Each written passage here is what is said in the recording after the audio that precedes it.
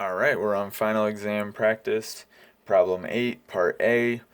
We have a sequence. The sequence is 2 to the power minus n, starts at n equals 1, going to infinity.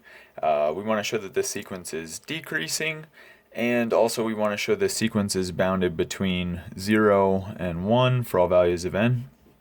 And then lastly, we'll find the limit of this sequence. So of course our terms a n are just 2 to the minus n, and this is true for all values of n, so from 1 and on. To show that this sequence is decreasing, we want to show that the n plus first term is less than or equal to the nth term for all values of n, of course. All right.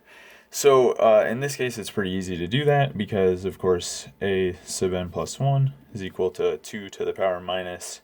You just substitute n plus 1 for n, of course, and now we have that this is actually equal to 1/2 of the value of 2 to the minus n, which is, of course, the original term, so the nth term.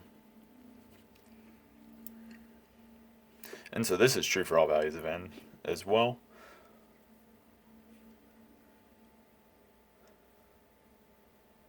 Okay, and so of course this number a sub n, our nth term, is always greater than 1/2 of the value of itself because it's a positive term.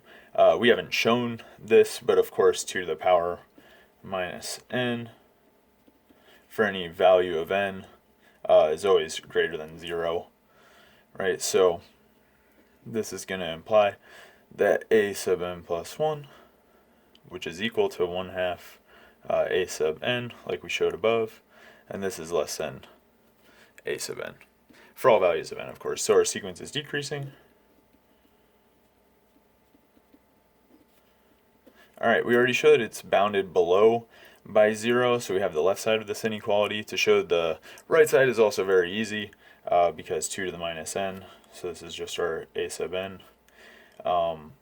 For any positive n, of course, n here is greater than or equal to 1, so it's positive, so this is going to be less than 1, because, for example, the largest value it even takes is 1/2.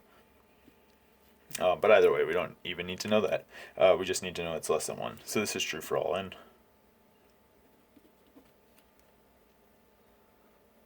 So what we've shown is that we have a bounded sequence. It's bounded between 0 and 1, and it's also decreasing. So we know from the monotone convergence theorem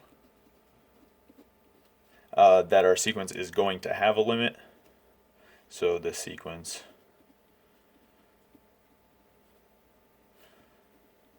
has a limit.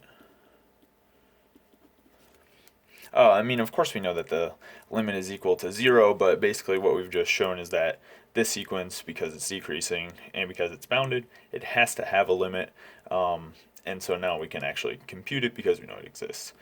So either way, we're looking for limit as n goes to infinity of 2 to the power minus n. Of course, this is just the same thing as the limit of 1 over 2 to the power n, and 2 to the power n just grows arbitrarily large for n going to infinity, and so this limit is going to equal 0. I mean, we could also show this by the squeeze theorem, because of course we already know that these values are greater than 0, but on the other hand, we can also show that they're less than 1 over n. I don't want to show it now, but it can be shown. And then by the squeeze theorem, we would have, of course, the limit of 0 as n goes to infinity is 0. And we know that the limit of 1 over n is 0, so we can use that fact to show by the squeeze theorem it'll have the limit of 0. But of course, again, like I said, it's because the denominator grows arbitrarily large. All right, so that's problem 8a. Let's get into problem 8b. Alright, so on to problem 8b. In this problem, we just want to show that the limit of this sequence is equal to 0. So an easy way to do this, probably the easiest way to do this problem, is so we're looking at a sequence with terms a sub n equal to negative 1 to the power n, square root of n, divided by e to the power n. and we want to show the limit is 0, of course, but what we notice about these terms is that they're going to alternate signs. So one, it'll be positive, negative, positive, negative. So it's an alternating sequence. And the easiest way to deal with limits of alternating sequences is to, especially if you want to show the limit is equal to 0, is to take the absolute value. So we want to look at the absolute value of these terms. And so in this case, the absolute value is just going to get rid of this alternating feature of these terms. So this will just come out to square root of n divided by e to the power n. Those terms are both positive. So either way, we know what the absolute value of each one of these terms looks like, and we want to use the result that if the limit of the absolute values is equal to 0, then this implies that the limit of the terms themselves is equal to 0.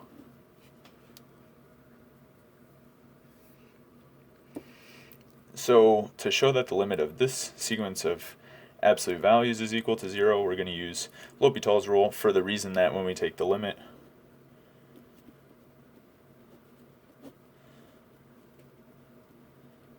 as n goes to infinity of square root of n over e to the power n, we notice that both the numerator and the denominator blow up to infinity. So we'll use L'Hopital's rule, right, because this is an indeterminate form of type infinity over infinity. So we're going to differentiate both the numerator and the denominator. And for the numerator, we're going to get 1 over 2 square root of n. We differentiate the function square root of n, so n to the power 1/2. With e to the power n, of course, the exponential function has itself as its derivative, so we just get e to the power n again.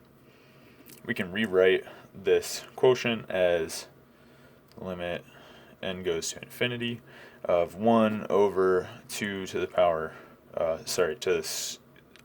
times square root of n, e to the power n. And we notice that all of these terms are going to infinity. Numerator stays constant, so this is going to go to 0. And so we've shown that the limit goes to 0 by using the fact that we just showed this, actually, that the limit of the absolute values of the terms goes to 0. And then that's going to imply that our terms themselves go to 0. So we're going to get, of course, this conclusion that the limit of the alternating sequence is also equal to 0. Okay, and that's actually what we wanted to show. Alright, so that concludes problem 8b.